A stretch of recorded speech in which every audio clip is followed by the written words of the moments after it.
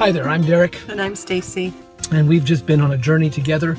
We just finished writing a book called Life Happens. And when life happens, it really does. When life happens, we all have stories. You've gone through some tough stuff. We've gone through some tough stuff.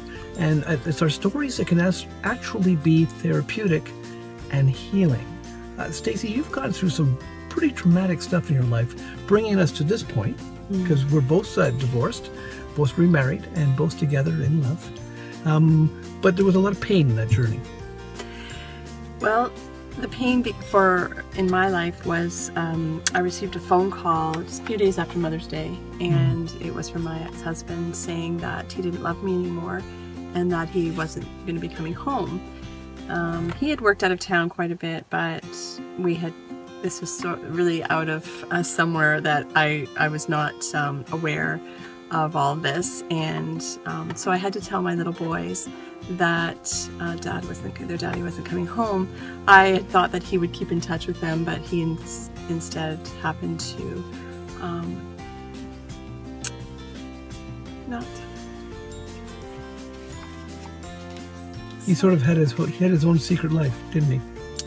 He did. I think the hardest part was usually pretty good, but I think the hardest part was the fact that they were just coming up into, I think they were young teens, 3 of them, and then the younger one was real small.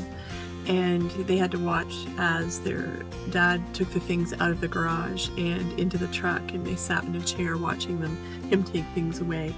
And then not to ever keep in touch with them was very difficult. To this day, which has been 5 years now, he hasn't contacted them, and so that brings a lot of pain in their life, and they're working through that. Having a father in the home has been a real good thing.